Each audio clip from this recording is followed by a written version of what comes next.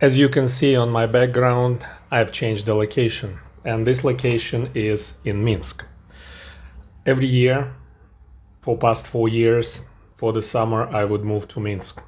Antalya is fine in shoulder seasons, but when it comes to summer, it's better to find a place which is a bit cooler and has a little bit more oxygen, because when the temperature rises to 50 or near 50, it's hard to breathe, it's hard to sleep. And that's Turkey. You don't fight weather, you just dress appropriately. Today I want to share some thoughts with you on current situation in Turkey, because you're interested in Turkey rather than in Minsk. But I will put some pictures and videos of Minsk. It's a nice city and I love this country also. It has definite appeal. The world right now is really living in a tension economy. And if you have not noticed, I have. Because if I can catch somebody's attention, they come and watch video. That's on a small scale. On a big scale, if you can catch somebody's eyes and they come and live in your country and they bring the money, your economy is getting a little bit extra fuel. And that's what Turkey is trying to do. I don't know if it will be happening in the scale that it envisioned. There was a big influx of foreigners a while ago, and the prices have risen. The economy had a lot of cash. Unfortunately, the reaction of the Turkish authorities could have been better, I think. Because now the law is changing. It's becoming a little bit more liberal for people to get residency, to purchase real estate. Will the foreigners come? I don't know. I wouldn't say I'm pessimistic, but I'm not overly optimistic. Because countries which try to curb the immigration, try to curb influx of extra cash where locals start complaining, those countries experienced difficulty of bringing people back. And the reason for that is simple. Once there is a wave where everybody is going, it's very easy. You just put a toll and you can collect the money. But once the wave is gone, you will have to engineer that wave. And maybe you did not even engineer the first one. Maybe you were just lucky. But that luck ran out and now you have to do something about it. Look at Bitcoin right now. I'm gonna talk to you about it because lots of people asking me where to put the money. Bitcoin is down. There were many explanations why it came down, but it did come down. The simple answer is the attention which people pay changed the focus. Now everybody is focused on AI, and that's just how it works. It's a bandwagon effect. If you see the bandwagon, it probably is too late to jump on. If you have not noticed, and I'm telling you now, you can notice it, tech devices are going up in price. The reason for that is that AI needs a lot of memory, and memory chips are manufactured by a few companies. And because the large players buy all the memory chips, the valuation of those companies go up and the product prices go up. And eventually your phones and computers also go up in prices when you have to replace them. I was lucky.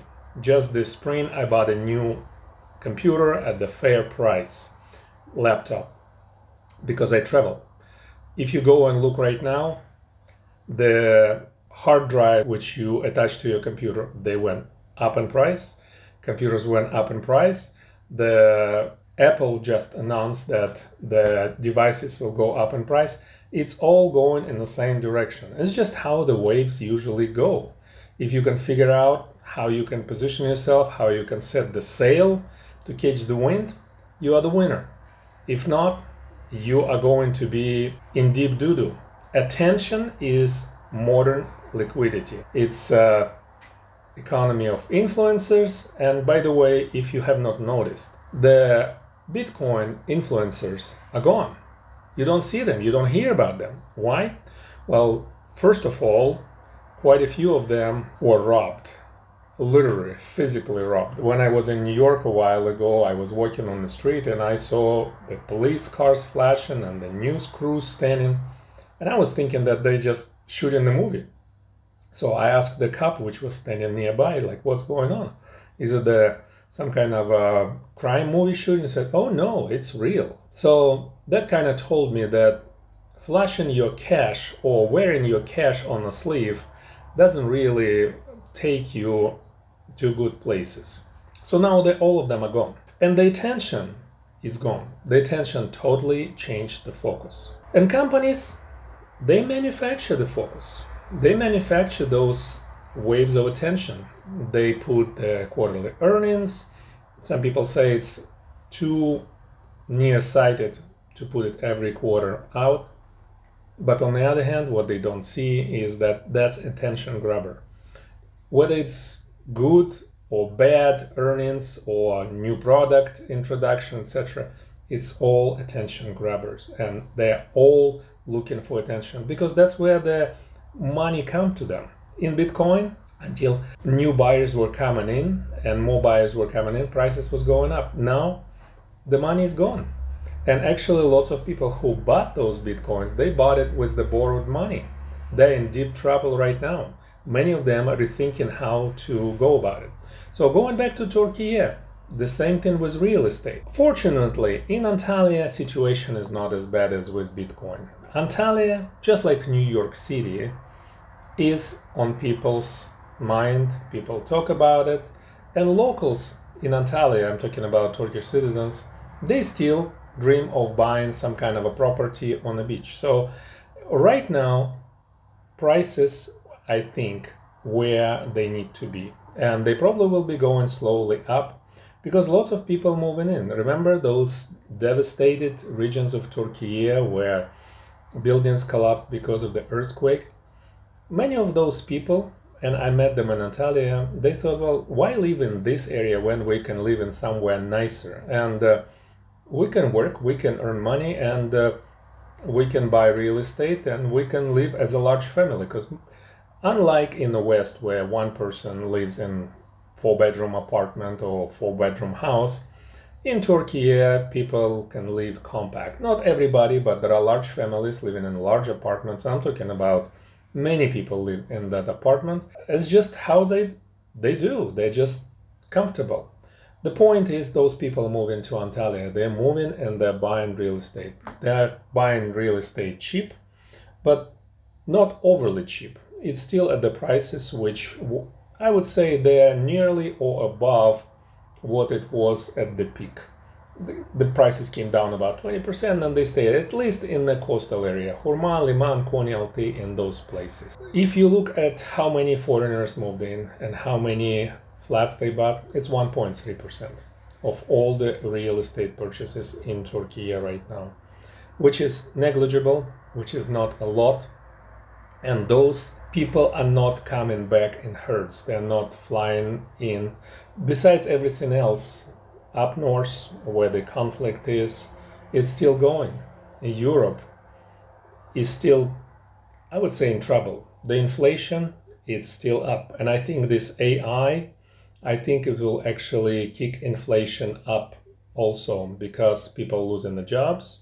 People are spending the money which they don't have. They borrow money. And I think it all fuels the inflation. And in Turkey, with all the effort which the governments put into fighting inflation, it's still there. It's still pretty strong. It is still pretty high percent. The official rates are lower than real rates, it's in my opinion. Now, if you look at Minsk, here the price is fluctuating. Prices did go up. Real estate in particular went up in last year or two.